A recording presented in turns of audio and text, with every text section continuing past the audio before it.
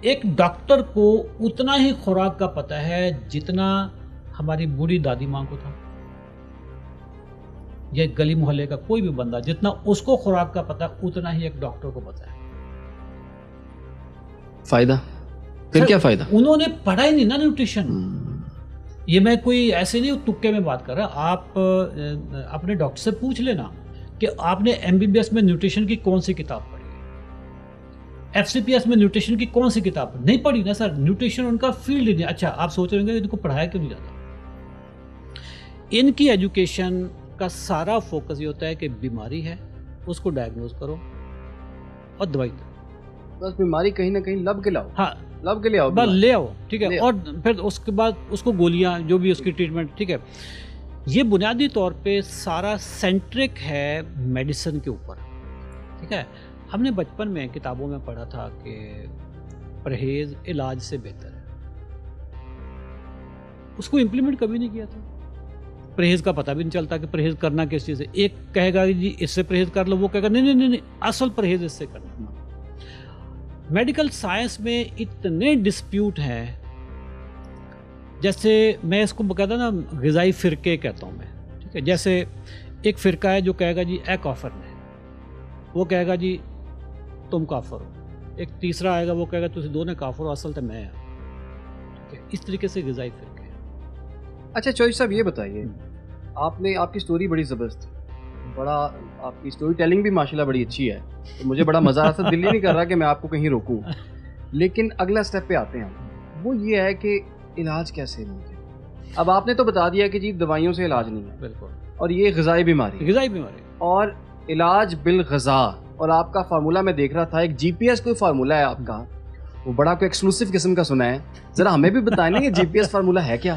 وہ GPS ہم نے لوگوں کو نہ سمجھانے کی خاطر ایک لفظ GPS بنا دیے، ایکرونیم بنا دیے تاکہ لوگوں کو سمجھنے میں آسانی ہو۔ وہ کسی بندے نے نا، کوئی ان ایتھیکل بندہ، ظاہر 2 نمبر تو بہت چیزیں چل رہی ہوتی ہیں، انہوں نے میری ویڈیو اٹھانی اور ساتھ میں اپنے پاؤڈر 3000 میں بیچنا شروع کر دیا، پاؤڈر کے اوپر GPS لکھ دیا، ٹھیک ہے۔ جیسے اب آپ نے GPS بولا، یہ اگلی ویڈیو اس نے لگا دینی ہے۔ ہم پچھلے 6 مہینوں سے یہی بتاتے پھرے لوگوں کو کہ GPS سے ہمارا کوئی دور دور کا کوئی تعلق نہیں ہے، کوئی خدا را پاؤڈر ہم نہ کوئی بیچتے ہیں، نہ ہمارا کوئی اس سے کوئی تعلق ہے۔ سر GPS سے مراد ہے نمبر 1 greens, potatoes and sugar. GPS greens, potatoes and sugar, 3 چیزیں زندگی سے نکال دیں، آپ کی اگلے 2 گھنٹے بعد شوگر چیک کر لیں۔ آپ نے ان 3 چیزوں میں سب چیزیں ختم کر دی؟ نہیں، سب چیزیں نہیں سر۔ تو لوگ سوال کرتے ہیں کہ پھر ہم نے کھانا کیا ہے؟ ہاں، اگر یہ نہیں کھا، روٹی نہیں کھانی، روٹی نہیں کھانی۔ اگر میں عمران صاحب یہ کہوں نا کہ میں روٹی نہیں کھانی تو میں کیا کھاؤں؟ مجھے اللہ کی جو رزاقیت ہے نا، میں اس کا منکر ہوتا ہوں۔ کیا اللہ تعالیٰ نے کھانے کے لیے سے روٹی بنائی ہے؟ اور روٹی تو یہ انڈیا پاکستان کے غریب غربا کی خوراک ہے نا۔ آپ مجھے بتائیں، آپ ترکی میں جائیں، کیا وہاں پہ اتنی روٹیاں کھائی جاتی ہیں؟ پوری دنیا میں کہیں بھی چلے جائیں، جتنا روٹیاں کا کلچر پاکستان میں ہے، پوری دنیا میں لوگ ناشتہ کرتے ہیں، ہمارے ہاں پراٹھا کھاتے ہیں۔ پوری دنیا میں لوگ لنچ کرتے ہیں، ہمارے ہاں روٹی کھاتے ہیں۔ پوری دنیا میں ڈنر کرتے ہیں، ہمارے ہاں روٹی کھاتے ہیں۔ پوری دنیا میں ولیمہ ہو رہا ہوگا، ہمارے ہاں روٹی کھول دو، یہ چل رہا ہوگا۔ ہم روٹی کے جو رسیا ہے نا، اس وقت پاکستان جو دنیا میں نمبر 1 بنا ہوا ہے شوگر میں، percentage wise we are number 1 in the world, ٹھیک ہے۔ مجھے بتائیں یہ کوئی وائرس ہے، کوئی بیکٹیریا کہ میں آپ کے پاس آیا، میں نے آپ سے ہاتھ ملایا، مجھے شوگر تھی، اب آپ کو بھی جاتے ہوئے میں، یہ کوئی کرونا تھوڑا ہو یار کہ ایک سے دوسرے کو لگ جائے گا، دوسرے تیسرے کو لگ جائے گا۔ میری بیماری میری وجہ سے ہے نا، آپ کی بیماری اپنی وجہ سے ہوگی۔ ہمارے ملک میں جو کامن فیکٹر ہے وہ ہے گرینز کا استعمال، اناج۔ اب آپ سوچ رہے ہوں گے کہ یار پرانے زمانے میں تو اناج ہی کھاتے تھے، ان کو کیوں نہیں ہوئی؟ وہ اناج ڈیفرنٹ تھا، ابھی والا اناج ڈیفرنٹ۔ گندم سے نام کی گندم ہے سر، پیور شوگر ہے یہ اس وقت۔ ہائیبریڈ بیج، پہلے زمانے میں گندم 10 من 15 من نکلتی تھی ایکڑ سے، اب 60 من نکلتی ہے۔ زمین وہی ہے، بیج چینج ہو گئے، اب پیور شوگر ہے سر۔ جو روٹی ہمارے ہاں جو پراٹھا روٹی 100 گرام کی مثال کے طور پر لیتا ہوں.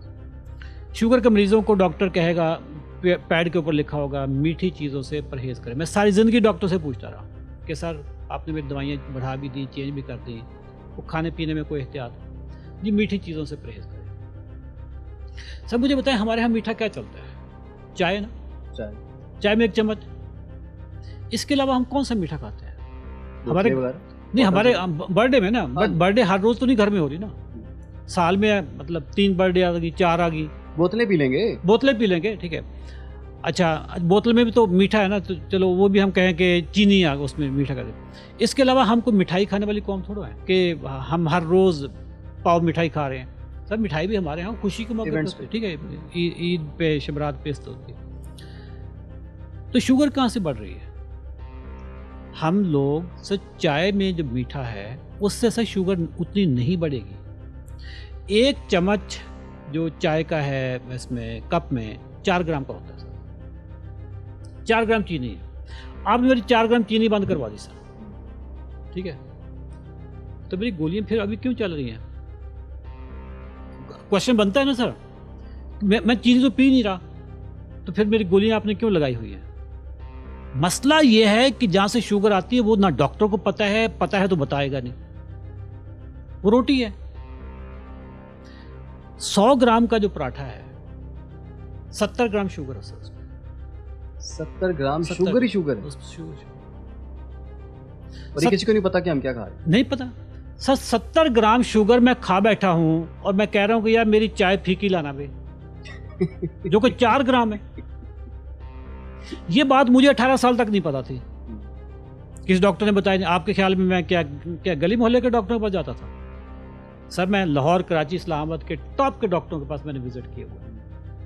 میں تو فارماسیوٹیکل کمپنیز میں تو ٹریننگز دینے والا بنتا ہوں نا سر. ڈاکٹر تو میری لسٹ میں تھے. کسی بھی بڑے سے بڑے ڈاکٹر سے اپوائنٹمنٹ لینا جو کہ ہفتوں بعد دیتے تھے, میرے لیے تو مسئلہ نہیں تھا. میں کسی بھی فارما والے کو کہوں گا کہ یار فلاں ڈاکٹر سے میری اپوائنٹمنٹ میں نے آغا خان میں, لاہور میں, جگہ جگہ پہ میں نے ڈاکٹروں کو میں ملا ہوا. کسی ڈاکٹر نے مجھے یہ نہیں کہا کہ اصل شوگر آپ کی روٹی سے آتی ہے.